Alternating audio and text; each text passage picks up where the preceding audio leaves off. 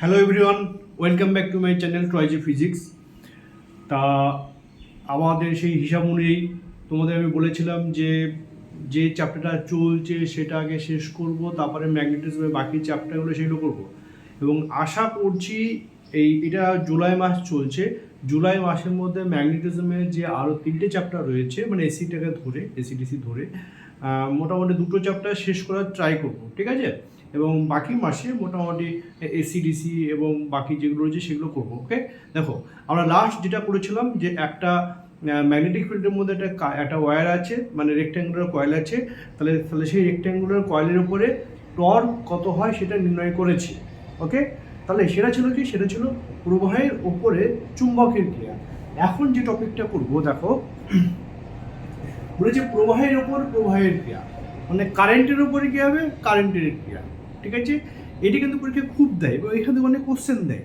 কীরকম কোশ্চেন দেয়, বলে দুটো পরিবাহী রয়েছে, তাহলে সেই পরিবাহীতে একই দিকে কারেন্ট আছে, তাহলে তা আকর্ষণ করবে নাকি বিকর্ষণ করবে, এবং হচ্ছে তাহলে ফোর্স কত হবে পার ইউনিট লেন্থে কত সেটা বার করতে হবে। আমি কোশ্চেনটা বলে দিচ্ছি, দেখো তাহলে বলেছে দুটো পরিবাহী, তাহলে এই একটা পরিবাহী 1, এই একটা পরিবাহী কত 2, তাহলে সেই পরিবাহীতে কারেন্ট কত আয়ন এবং আই2। তখন লিখে ধরি দুটো দীর্ঘ পরিবাহীতে কারেন্ট হচ্ছে আয়ন এবং আই2, এবং কি কারেন্টগুলো একই দিকে রয়েছে, রাইট? এবং এই পরিবাহী দুটোর মধ্যে লম্ব দৈর্ঘ্য কত, লম্ব দৈর্ঘ্য হচ্ছে আর। আরও বলেছে পরিবাহীর দৈর্ঘ্য কত, এর সমান কত 1 ধরেছে, একটা বের করলাম। এবার দেখো, তাহলে আমাকে বলতে হবে এই পরিবাহী দুটো পরস্পরকে আকর্ষণ করবে নাকি বিকর্ষণ করবে, এবং যদি ফোর্স উৎপন্ন হয় তাহলে সেই ফোর্স কত। দেখো ভালো করে, তাহলে ধরে নাও প্রথমে তুমি এই পরিবাহীটা নেই, রাইট? তাহলে ঠিক এরকম এরকম করে একদম আছে, রাইট? দেখো এখানে এইটা আছে, ধরো এইটা আছে, এটা নেই। তাহলে এটা যদি না থাকে, এই দূরত্বটা আর, রাইট? এই দূরত্ব কত আর। তাহলে এই পরিবাহীতে কারেন্ট কত আছে আয়ন, তাহলে আয়ন কারেন্টের জন্য এইটা একটা দীর্ঘ একটা পরিবাহী, তাহলে সেই দীর্ঘ পরিবাহীর জন্য এই যে আর দূরত্ব মানে কোন দূরত্বে, দেখো এই দূরত্বে, দেখো এই দূরত্বে, তাহলে চৌম্বক ক্ষেত্র কত হয়, বায়োট সূত্র এবং অ্যাম্পিয়ারের সূত্র প্রয়োগ করে পেয়েছিলাম। তাহলে একটা দীর্ঘ যদি একটা পরিবাহী থাকে, তাহলে চারপাশে আর দূরত্বে চৌম্বক ক্ষেত্র কত হবে, বি সমান হচ্ছে μ0I/2πr। মনে করছে সেইটা আমরা করছি। দেখো, তা ধরলাম এই পরিবাহীটা নেই, তাই তো? তাহলে প্রথম কি, তাহলে 1 নম্বর পরিবাহীর জন্য, তাহলে 1 নম্বর পরিবাহীর জন্য আয়ন প্রবাহের দরুন, তাহলে আয়ন প্রবাহের জন্য দরুন দেখো আর দূরত্বে, তাই তো? তাহলে আর দূরত্বে কোন পরিবাহী, 2 নম্বর পরিবাহীর উপরে, তাহলে আর দূরত্বে চুম্বক ক্ষেত্র B1 ধরলাম, তাই তো? ফর্মুলা কি ছিল, ফর্মুলা ছিল বায়োট সূত্র থেকে μ0I/2πr, তাহলে μ0 I বলতে কত, দেখো I বলতে এখানে I1, বাই কত, বাই হচ্ছে 2π r, আর বলতে দেখো এই দূরত্ব, রাইট? এটাকে আমি এখানে লিখতে পারি কি, তাহলে μ0 2 I1 বাই কত হচ্ছে 4π r, দেখো 2 দিয়ে গুণ করে দিলাম। ডাইরেকশন কোন দিকে, তাহলে ডাইরেকশন দরকার হবে, তাহলে ছবি থেকে বার করতে হবে। দেখো তাহলে কারেন্ট যাচ্ছে, ধরো পরিবাহী দুটো এরকম করে রয়েছে, দেখো পরিবাহী দুটো এরকম করে রয়েছে, তাহলে কারেন্ট যাচ্ছে এইভাবে, তাই তো? তাহলে এই কারেন্টের জন্য হাত লাগাও, দেখো তাহলে এই কারেন্টের জন্য এইটা কি কারেন্টের, তো এটা কারেন্টের ডাইরেকশন, তাহলে বাকি অঙ্গগুলো কি চুম্বক ক্ষেত্রের ডাইরেকশন। তাহলে এই পয়েন্টে দেখো এটা আর দূরত্ব, তাহলে এই পয়েন্টে কোন দিকে, নিচের দিকে হচ্ছে, তাহলে এই ক্ষেত্রে কোন দিকে হবে, এইদিকে চৌম্বক ক্ষেত্র হবে কোন দিকে, নিচের দিকে। ধরলাম এদিকে নিচের দিকে হলো, এইদিকে কি পেলাম B1 ভেক্টর, রাইট? দেখো তাহলে চৌম্বক ক্ষেত্র কোথায় আছে, চৌম্বক ক্ষেত্র নিচের দিকে এইভাবে, তাহলে চৌম্বক ক্ষেত্র এইভাবে নিচের দিকে। আর এইটা কি আছে, তাহলে এইটা আছে এখন I2 পরিবাহী। তাহলে দেখো এই 2 নম্বর পরিবাহীটা যার মধ্যে কারেন্ট কত I2, চৌম্বক ক্ষেত্র কোন দিকে, এইদিকে, তার সঙ্গে কি পারপেন্ডিকুলার আছে না নেই, পারপেন্ডিকুলার আছে। তাহলে যদি পারপেন্ডিকুলার, তাহলে চৌম্বক ক্ষেত্রের মধ্যে, এবার দেখো আগে করেছি, চৌম্বক ক্ষেত্রের মধ্যে যদি কোনো পরিবাহী থাকে লম্ব হবে, তাহলে সেক্ষেত্রে বল কত হয়, বিল, কারেন্টের বিল বলেছিলাম BIL, তাই তো? তাহলে একইভাবে কি লিখবো, আমরা লিখবো এখানে যে আমরা এখানে লিখবো যে B1 চৌম্বক ক্ষেত্রে, তাহলে B1 চৌম্বক ক্ষেত্রে, তাহলে চৌম্বক ক্ষেত্রে 2 নম্বর পরিবাহী, তাহলে পরিবাহীর জন্য, তাই তো? তাহলে পরিবাহীর জন্য I2 প্রবাহের দরুন, I2 প্রবাহের দরুন বা জন্য, I2 প্রবাহের জন্য চৌম্বক বল, তাহলে চৌম্বক বল ধরলাম F1 ভেক্টর কত হবে? দেখো চৌম্বক বলের ফর্মুলা কি ছিল? BIL, ওকে। তাহলে এখানে B বলতে কত? B বলতে দেখো এখানে B1, তাহলে এখানে কি লিখবে? B1, right. I বলতে কত? আচ্ছা এখানে যেহেতু 90 ডিগ্রি, তাহলে কি সাইন 90 কত? 1 হবে। তাহলে I বলতে কোন I? এই যে এইটা কারেন্টের মধ্যে কারেন্ট কত আছে? I2, তাহলে এখানে কত হবে? I2, রাইট, ইনটু কি হবে? L, দেখো L বলতে এই যে দৈর্ঘ্য L, তাহলে BI ইনটু L, ওকে। তাহলে এখান থেকে দেখো F1 সমান, তাহলে B1 কত পেয়েছিলেন? μ0 2 ইনটু আয়ন বাই 4 পাই আর, তাহলে বসে দিচ্ছি, তাহলে μ0 ইনটু 2 ইনটু আয়ন বাই কত? 4 pi into small r, into কত আছে দেখো? I2 ইনটু L আছে, তাহলে বসে দাও, তাহলে I2 ইনটু L, এইটা আছে, রাইট। এবার দেখো এখান থেকে F1 বাই L, তাহলে ফোর্স পার ইউনিট লেন্থ কত হবে দেখো? এটা হচ্ছে μ0 by 4 pi into 2 into I1 into I2 by R। এবার ডাইরেকশন অ্যাপ্লাই করি। ডাইরেকশন কি হয়? ফ্লেমিং এর লেফট হ্যান্ড রুল, দেখো তাহলে ফ্লেমিং লেফট হ্যান্ড লাগাও। চৌম্বক ক্ষেত্র কোন দিকে আছে? চৌম্বক ক্ষেত্র নিচের দিকে আছে, তাহলে এইটা চৌম্বক ক্ষেত্র, তাহলে দেখো চৌম্বক ক্ষেত্র এইভাবে নিচের দিকে আছে, রাইট। হাত দেখা ভালো করে লক্ষ্য করো। কারেন্ট দেখো এইভাবে আছে, তাই তো? তাহলে এইটা চৌম্বক ক্ষেত্র, কারেন্ট কোন দিকে? এই দিকে, দেখো এইভাবে কারেন্ট আছে, তাহলে এইটা কি হবে? এটা হচ্ছে চৌম্বক বলের অভিমুখ, তাহলে এই পরিবাহী বল দিচ্ছে কোন দিকে? এই দিকে, রাইট, দেখো এই দিকে দিচ্ছে, তাহলে এই দিকে কি হলো? চৌম্বক বল হলো ধরলাম F1 ভেক্টর, ওকে। তাহলে কোন দিকে হলো? অ্যালং 1, তাহলে এখানে লিখতে হবে একের দিকে, ঠিক আছে। ঠিক অনুরূপভাবে আমরা কি করব? অনুরূপভাবে এবার ধরবো এইটা নেই এইটা আছে, এইটা নেই এইটা আছে, তাহলে আবার এই পরিবাহের জন্য এখানে চৌম্বক ক্ষেত্র বার করবো কোন দিকে? এই দিকে বার করবো, রাইট। আবার দেখো এই পরিবাহীটা কি চৌম্বক ক্ষেত্রের মধ্যে আছে, ধরলাম B2, রাইট। তাহলে চৌম্বক ক্ষেত্রের মধ্যে থাকলে ফোর্স কত হবে? BIL, তাহলে B বলতে কত? B2, I বলতে কত? I1, L বলতে কত? L। তো একইভাবে যদি অ্যাপ্লাই করা যায়, দেখা যাবে এই পরিবাহীর জন্য ফোর্স কোন দিকে হচ্ছে? ফোর্স হচ্ছে এই দিকে, এটা কথা হচ্ছে F2, রাইট। তো দেখো ভালো করে লক্ষ্য করো, এই দুটো পরিবাহীতে যখন একই দিকে প্রবাহ মাত্রা যাচ্ছে, তাই তো, তখন দেখো এদিকেও বল এদিকেও বল, তাহলে একে অপরকে কি করছে? না আকর্ষণ করছে, তাহলে এদিকে ঠেলছে এদিকে ঠেলছে, তাহলে এটাকে আকর্ষণ করছে। এর জন্য বলা হয় সমমুখী প্রবাহ পরস্পরকে কি করবে? আকর্ষণ করবে, ঠিক আছে। তাহলে এখানে কি লিখবে? অতএব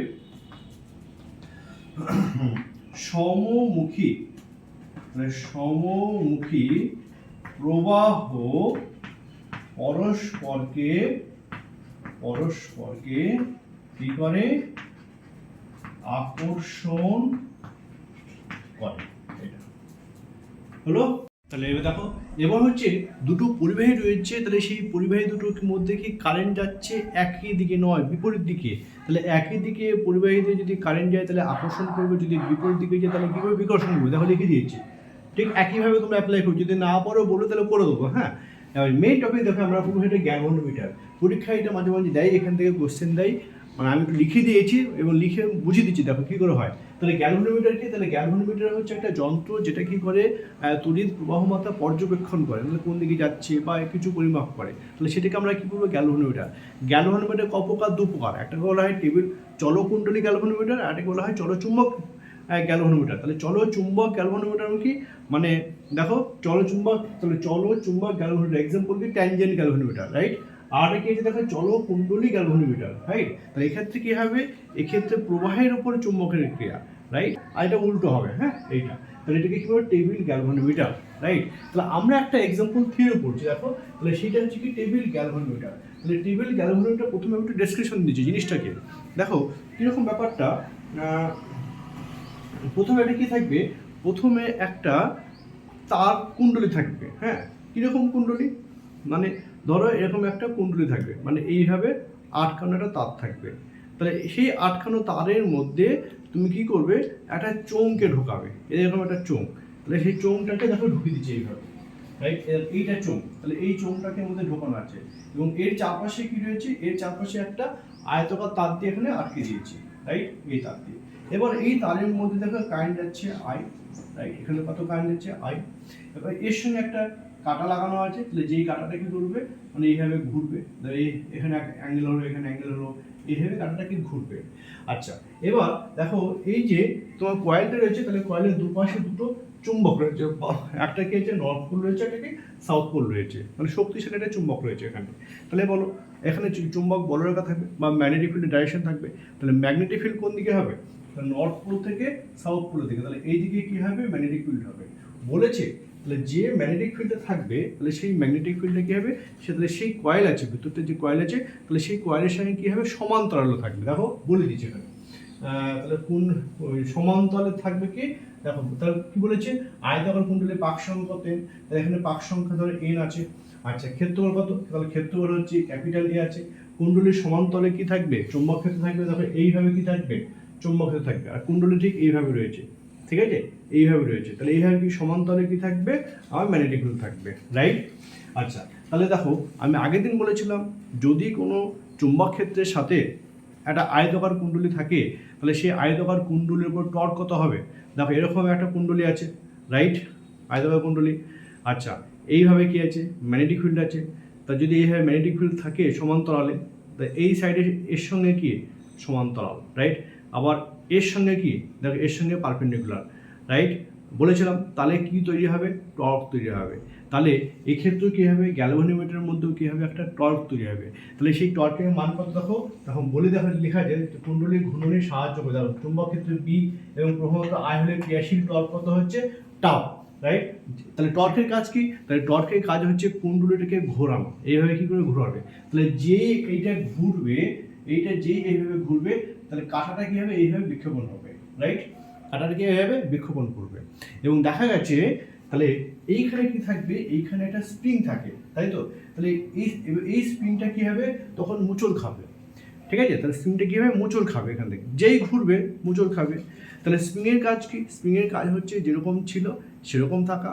তাহলে সেই কাজটা কি করবে, সেই কাজটা করবে রেস্টোরিং ফোর্স করবে। তাহলে রেস্টোরিং ফোর্সের কাজ কি, রেস্টোরিং ফোর্সের কাজ হচ্ছে আবার সেটাকে আগের অবস্থানকে ফিরিয়ে আনা, তাই তো?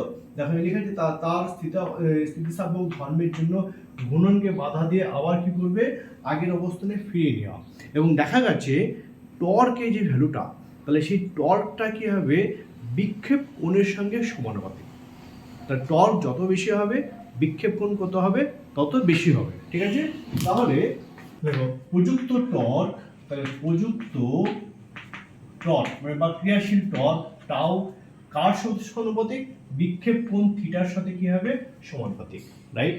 তাহলে দেখো টর্কের ভ্যালু কত, দেখো তাহলে টর্কের ভ্যালু হচ্ছে টাও, টাও মানে কত জানি, দেখো আগের দিন বুঝে টাও মানে হচ্ছে বিনা, তাহলে B I N into a বিনা, ওকে? তাহলে এখানে বসিয়ে দাও। তাহলে টাও প্রথমে কি করবো, সমানুপাতিক ধ্রুবক তুলে দেবো, তাহলে তুলে দিলে কি একটা কনস্ট্যান্ট নেবো, কে নিলাম ইনটু থিটা নিলাম, রাইট? অর তাহলে কেটাকে কি বলবো, ধ্রুবক বলবো, যাকে কি বলবো, মোচড় ধ্রুবক বলবো, হ্যাঁ? তাহলে কে একটা ধ্রুবক, যাকে কি বলবো এখানে, মোচড় ধ্রুবক, হ্যাঁ? যেহেতু স্প্রিং আছে ওই জন্য মোচড় ধ্রুবক বলা হয়। তাহলে টাও সমান কত বললাম, দেখো টাও মানে কত, বি আই এন এ, তাহলে B I into N into A সমান কত বললাম, কে ইন্টু থিটা। তাহলে এইখান থেকে আই কত পাচ্ছি, তাহলে এইখান থেকে আই পাচ্ছি দেখো K by B into N into A into theta, right? আচ্ছা, তাহলে আই সমান দেখো আমরা এইটা পেলাম, ওকে? তাহলে এইখান থেকে আমরা কি বার করবো, এইখান থেকে আমরা কারেন্ট সেন্সিটিভ বার করবো, তবে ভোল্টেজ সেন্সিটিভিটি বার করবো একটা গ্যালভানোমিটারে। তাহলে কারেন্ট সেন্সিটিভিটি কি, তাহলে কারেন্ট সেন্সিটিভ মানে হচ্ছে দেখো থিটা বাই আই, তাই তো, সমান কত হচ্ছে দাও, তাহলে K by B into N into A, এটাকে কি বলা হয় প্রবাহ মাত্রা সেন্সিটিভিটি বা কারেন্ট সেন্সিটিভিটি। তাহলে একক প্রবাহের জন্য যত বিক্ষেপ হচ্ছে তাহলে সেটিকে আমরা কি বলবো এখানে কারেন্ট সেন্সিটিভিটি, রাইট। আচ্ছা দেখো, তাহলে ধরি গ্যালভানোমিটারের রোধ হচ্ছে জি, ধরি গ্যালভানোমিটারের রোধ কত হচ্ছে ক্যাপিটাল জি, রাইট। তাহলে এই ইকুয়েশন থেকে বলো তো তোমরা কি হবে ভোল্টেজ সেন্সিটিভিটি কি হবে, দেখো ভোল্টেজ সেন্সিটিভিটি তাহলে থিটা বাই আই, রাইট। তাহলে ভোল্টেজ মানে কত, ওহমের সূত্র অনুযায়ী V is equal to I R, তাহলে আই আছে কি মাল্টিপ্লাই করবো জি, জি মানে কি গ্যালভানোমিটারের রোধ, রাইট, সমান দেখো তাহলে কে বাই তাহলে B into N into A, এখানে জি মাল্টিপ্লাই করছি তাহলে এদিকেও কি করবো জি মাল্টিপ্লাই করবো, রাইট। তাহলে আই বাই ভি, তাহলে থিটা বাই কত হলো ভি সমান কত হলো, তাহলে K by B into N into G. তাহলে এইটাকে কি বলা হয়, এটাকে বলা হয় ভোল্টেজ সেন্সিটিভিটি, রাইট। এটাকে কি বলা হয় ভোল্টেজ সেন্সিটিভিটি, আর এটাকে কি বলা হয় কারেন্ট সেন্সিটিভিটি। এবার দেখো একটা গ্যালভানোমিটার থাকে, তাহলে সেই গ্যালভানোমিটারকে আমরা কি করব, বা একটা অ্যামমিটার থাকে, তাহলে অ্যামমিটার থেকে একটা গ্যালভানোমিটার থেকে অ্যামমিটারের রূপান্তর, একটা গ্যালভানোমিটার থেকে ভোল্টেজের রূপান্তর, এটা করব। দেখো নেক্সট বলেছে যে একটা গ্যালভানোমিটার থেকে একটা অ্যামমিটার আমরা রূপান্তর করব, গ্যালভানোমিটার দেওয়া আছে সেখান থেকে কি রূপান্তর করব, অ্যামমিটার রূপান্তর করব। অ্যামমিটার কি, অ্যামমিটার একটা ডিভাইস যেটা কি করে কারেন্ট পরিমাপ করে, ঠিক আছে, এগুলো পরীক্ষা আসবে না, মাথায় রাখবে। একটা আদর্শ অ্যামমিটার তার রোধ কত হচ্ছে 0। আচ্ছা, যখন আমরা টপিকে চলে যাবো, ধরো একটা গ্যালভানোমিটার আছে, তাহলে এইটা একটা গ্যালভানোমিটার, রাইট। তাহলে এই একটা গ্যালভানোমিটার, এটা জি বলেছি। তাহলে এই গ্যালভানোমিটারের দুটো এন্ড আছে, ধরো এটা একটা এন্ড এক্স আর এটা একটা এন্ড কত, এটা হচ্ছে একটা ওয়াই, রাইট। তাহলে একটা গ্যালভানোমিটারকে যদি একটা অ্যামমিটারে রূপান্তর করতে হয়, তাহলে গ্যালভানোমিটারের সঙ্গে একটা ছোট্ট রোধ যাকে বলা হয় শান্ট, সমান্তরাল সমবায়ে কি করতে হয়, যুক্ত করতে হয়। তাহলে সমান্তরাল সমবায় মানে এরকম, ঠিক দেখো একটা শান্ট কি করছে একটা এখানে যুক্ত করলাম, দেখো এটা সমান্তরাল হয়ে গেল, রাইট। আচ্ছা, এবার কি বললাম, তাহলে ধরি এটাকে কি বলবো, এটা বলে শান্ট, ছোট রেজিস্ট্যান্স। তাহলে ধরি গ্যালভানোমিটারের রোধ, তাহলে ধরি গ্যালভানোমিটারের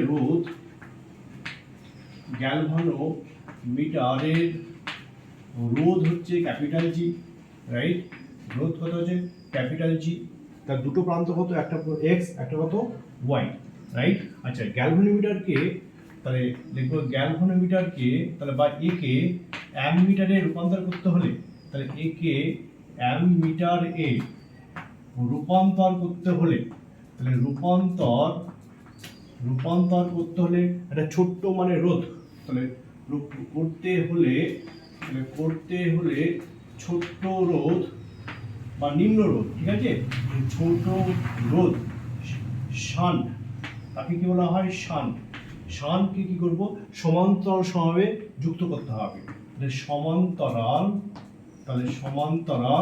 সমবায়ে যুক্ত করতে হবে, সমান্তরাল সমবায়ে যুক্ত করতে হবে, রাইট।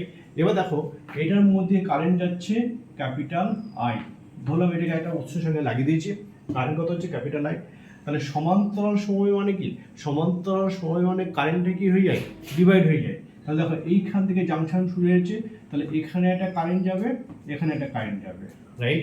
তাহলে ধরলাম গ্যালভানোমিটারের মধ্যে যে কারেন্ট, তাহলে সেটা হচ্ছে আই সাফিক্স জি, আর শান্টের মধ্যে যে কারেন্ট সেটাকে বলবো কত, আই সাফিক্স এস।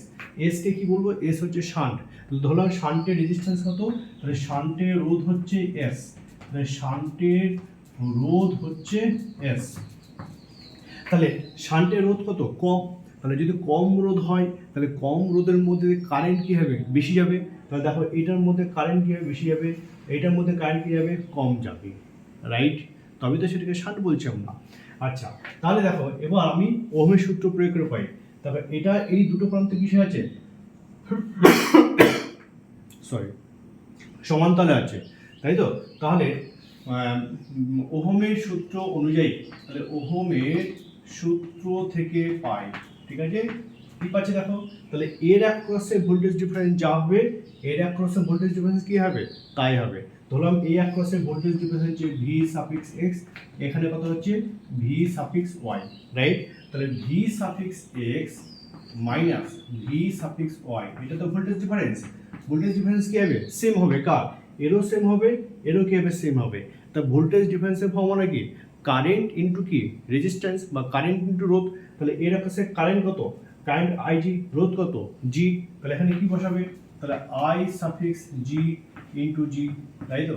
এরও কত হবে, এরও তাই হবে, আই সাফিক্স কি হবে তাহলে এস ইনটু রোধ কত, রোধ হচ্ছে এস, রাইট? তাহলে এইখান থেকে তোমরা কি বার করবে আই জি বার করো। তাহলে আই জি কত হচ্ছে দেখো, তাহলে আই জি দেখো হচ্ছে বা জি বার করো, তাহলে জি কত হচ্ছে দেখো, তাহলে জি হচ্ছে দেখো এখানে হচ্ছে I S by I G into S পাচ্ছি, হ্যাঁ? আর অথবা এখান থেকে যদি আমরা এস বার করি তাহলে এস কত দেখো, তাহলে এস হচ্ছে দেখো এখান থেকে I G by I S into কত হচ্ছে জি। তাহলে আমরা একটা যে শানটা ইউজ করছি তাহলে সেই শান্টের রোধ আমরা পেয়ে গেলাম এইটা। ভালো করে লক্ষ্য করবে এখানে কারেন্ট যাচ্ছে এখানে আই, তাহলে এই কারেন্টে দেখো দুটো ভাগে ভাগ হয়েছে, একটা এদিকে একটা এদিকে। তাহলে বলতে হয় কি টোটাল কারেন্ট আই, তাহলে মোট কারেন্ট আই সমান কি হবে আই জি প্লাস কি হবে আই এস। ওকে, এখান থেকে বলো আই জি কত হচ্ছে, এখান থেকে বা আই এস কত হচ্ছে, এখান থেকে আই এস হচ্ছে দেখো আই মাইনাস আই জি।